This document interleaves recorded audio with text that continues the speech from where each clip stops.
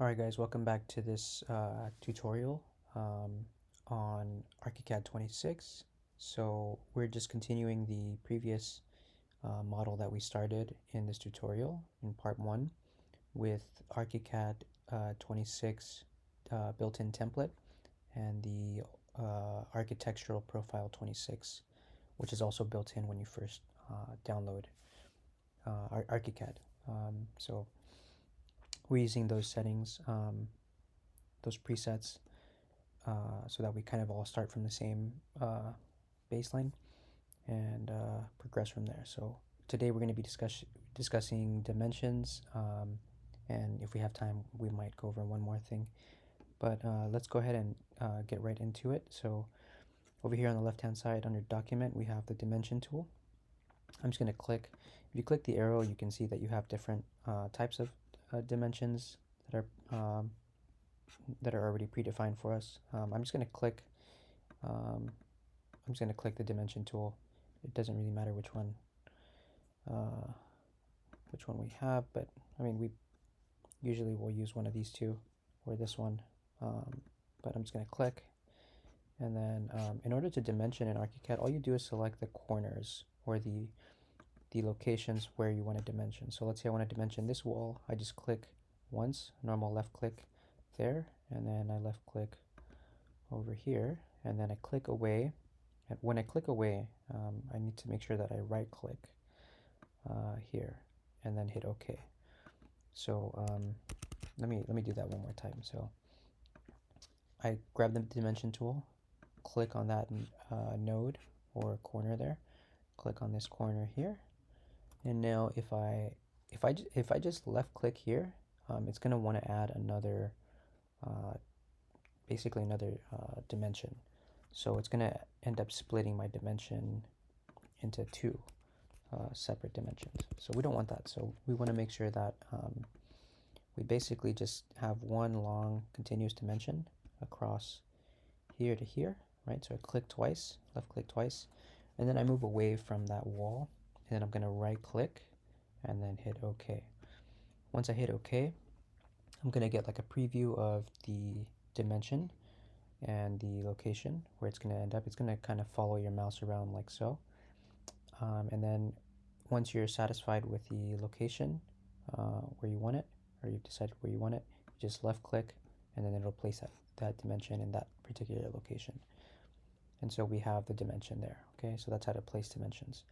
And then we'll talk about in a little bit, we'll talk about how to clean this up so that we only get feet and inches, because we don't really deal with fractional inches when we're doing construction documents. Like I said, the framers don't really get that specific when they're when they're placing or digging and framing. So anyway, let's go ahead and dimension this other side here, and then we'll talk about how to clean that up. So if I want this dimension from here to here, and then also this one here from here to here, I'm just going to click 3 times on the corners of those walls.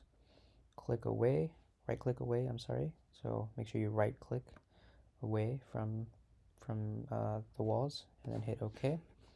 And then just kind of drag your mouse up until you're satisfied with the location of that dimension, and then left click. So again, here we've got the feet, inches, and then fractional inches, and we'll talk about how to get rid of that in a second. Now if I want the overall dimension, I just click here once, and then click all the way out here once, and then right click away, and I want it somewhere up here above those subdimensions, and there we go. So it's placed.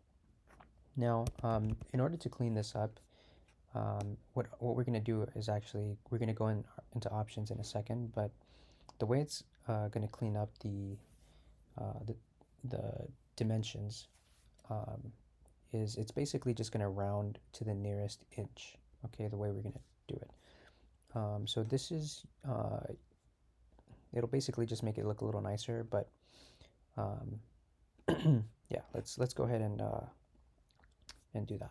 So we're going to head over to options here, and then we're going to go down to project preferences, and then we're going to go to dimensions. So open up dimensions, and then you have a list here of like presets So all of these here are preset dimensions. We're not really going to mess with those. We've also got some other options here for calculation units. We won't mess with that right now. But basically, it shows you here a sample of what the selected dimension looks like. So if I click on 3D views, it might change it.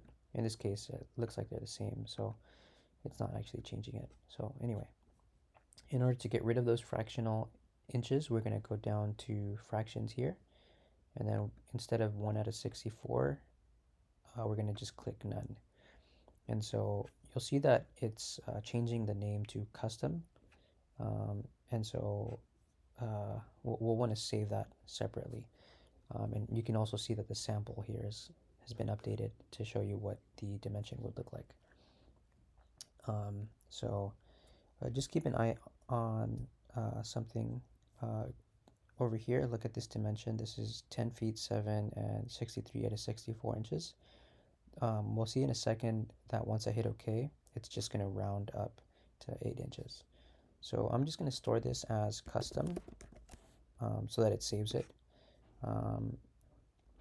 For me, I'm going to get this pop-up here that says overwrite. I've already written it, so you shouldn't get this pop-up. But that's it. Then just go ahead and click OK. And then you'll see that it rounded up to 10 feet 8 inches. Right, so again, it's rounding to the nearest inch. However, if I measure from here to here, we'll see that this is actually still giving us that 10 feet and 7 and 63/64 of an inch, right? So we don't actually, it's not really a good practice to kind of, when you're placing objects like a wall, like for example, if I grab the wall tool and I place this wall, it's not really good practice for me to just kind of do what I was doing when we were modeling the building at first, where I was just kind of dragging and clicking randomly, right? So like here we have 11 and 2 and 1/16 of an inch.